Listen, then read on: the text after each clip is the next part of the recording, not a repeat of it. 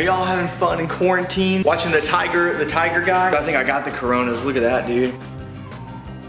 I'm stuck in the quarantines. This thing is waiting on several parts that are delayed because of the quarantines. And I owe y'all a review on the XR. I said I was gonna do it a while ago. I've said it many times before, I don't like to just write something and review it. I want to give it a real review. I want to have it for a while. We'll do a list style video. Why not? I know, what am I, Yami noob now? Why am I gonna sit here and go, oh, the bulk handles like blah blah. I actually did have plans to do like a normal review on it, but the weather's been terrible. We're not really supposed to go out. But that's what we'll do in this video. The top 5 things I like about it, then we'll do a top 5 things I hate about it. And we'll do the likes first, because if I do the hates first, people will get mad about that. You know how people get? And real quick, we've actually been putting riding videos up on the second channel. Like, I hadn't used that thing in like, I think 4 years. When I said I was putting the riding videos on Instagram, some people were like, well, I don't have an Instagram. So I said, all right, fine. I can understand the Facebook thing, but Instagram, you don't have an Instagram? Fine, whatever. So they're on the second channel. There's actually been 3 videos you might not have seen over there. So go check them out. Zach Goes did circle wheelies on this thing. And remember to leave likes and comments and favorites. We gotta say that now in the beginning, because you won't do it if I don't say it now. I hate saying that ever in a video, especially the beginning one, but please, it does help. I don't mention this often, but when I do, I get massively increased. Plus, I think less than half of y'all watching these videos are subscribed. So please subscribe, that also does help out. Subscribe to this, subscribe to the second channel. And if you want to see extra content, extra extended versions of these videos, go over to Patreon. In no particular order, the 5 things I love about this bike. The first thing on my list, the Kickstarter. You're probably thinking, well, you're doing the wrong list here, Jake. Why would that be a thing you like? Hear me out. Yes, it's more work, but I love it because that's the key to entry to this thing. That sets this bike up from the beginning of what it is. This isn't just something, you know, hey, can I ride your bike? I don't know. Can you? I love that. This bike lets you know right off the bat, it's not playing around. There's a process. You can't just get on it and kick it. You gotta know how to set this thing up. You gotta know where the hidden lever is. It's a giant 650 engine that you're not just gonna be able to kick it through like a 2-stroke. And if you don't know how to do it, very unlikely you're gonna get this thing to start. You know, when someone had a car, none of their friends ever knew how to start it, but the guy had like, only I can start my car. I couldn't get it started. Nobody can start this car but me. I always thought that was cool. I don't know why, it's probably silly. Number 2, it is an XR650R. It's gotta be the 650 motor. Well, power, babe. But for real, the engine on this bike sets this thing apart. This isn't just a 450 with more power. It really has a complete different characteristic to it. The power that this engine puts out is pretty much on par with the most modern 450 motocrossers. But the torque, much higher. There's a great deal of torque that this engine puts out. This is a very flat power curve. Normally when you have these bikes with really flat power curves, they don't necessarily have a ton of power.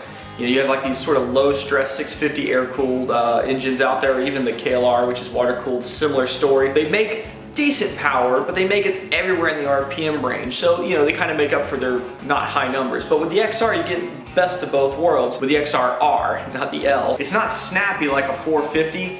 It's deceptively doesn't feel as quick, but it is very fast. The smooth power means the delivery and the application of the power is really, really good. I mean, like, everyone has jumped on this thing and it's like, I can't believe how smooth it is. And it is, it's very smooth. With the longer legs this engine has, it seems a lot more relaxed at highway speeds. This thing turns the same kind of RPMs my FZ07 turns going down the highway. It's not buzzing, it's not cranking. I think when I had like my 450, I always felt limited to where I could go. It's just like, God, this engine's just buzzing so bad. It needs such frequent oil changes, which is another great thing. This engine's got quite a bit more oil in it than a 450 has. You know, the frame's holding oil. It's a simple engine. It's not making its power from some high-tech, high-stress way. It's just like girth. It's like, hey, let's just make the engine big. It's a good engine. I love this thing. Number 3, the tire, brake, and suspension combo on this bike. All right, I realize I'm kind of cheating by putting, you know, multiple things in there. We got our Continental tire, tubeless DIY setup, a fully built suspension, the MotoMaster brake setup, or Moto brake lines, the rear shock. Why am I combining a bunch of things together? During this build, we didn't focus a whole lot on like the engine per se. And we tuned it up, we put the Electron on it, we got it running good. A lot of the focus was actually on things like the handling, braking. I think people wanted to see me throw a big bore kit in this thing. It always sounds so lame. People are always like, suspension, brakes, tires, more important than engine, but it really is true. Without going into so much detail on how it dives into corners and how it does this, how it does that, the bike has got a really good amount of feedback. I feel very positive when I'm riding this thing, when I start pushing it hard.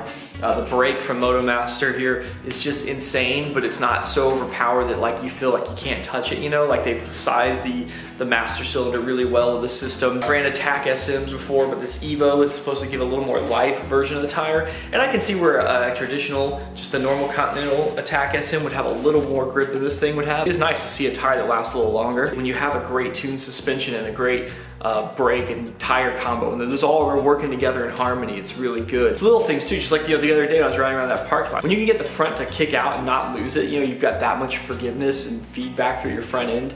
That's awesome. Venture Motorsports and McKinney did a great job with this thing, especially these old school forks. I know a lot of people wanted me to go to an inverted setup, and I mean, I would have loved to do it as well. We were already well over budget. If you didn't see the video on how much we spent on this thing, it was way too much. And coming in at number 4 would have to be the Light. I'm talking about the Baja Design Squadron Pro in full high beam mega mode. It's just under 5,000 lumens. That sounds weird, like what, a headlight of all things you'd like on this bike? I've been riding bikes for years. The Supermotos are like the most fun bikes to me. They just have their limits in a few spots. Like earlier we were talking about the engine. This is the first Supermoto I've had that actually has some legs under it, which I don't feel bad about blasting it down the highway. It's like it's opened that world for me. And in a similar way, I've really not had a Supermoto with a great headlight. I literally feel limited when it gets dark out. With my last bikes, I would have to be really mindful about where I was and how late I was going to be out when the sun was setting. When it would get dark out, I'd still ride, get home, but I hated it. Because these motards, these dirt bikes, typically have a single headlight, and even with a good LED bulb, they just don't put a lot of light out. This has been a total game changer for me. It's like it's opened up this whole other time for me. I'll be out riding, and if it gets dark, whatever, I know I've got more than enough light with this setup. And to expand on that a little bit, our mega assortment of taillights back here is really nice too.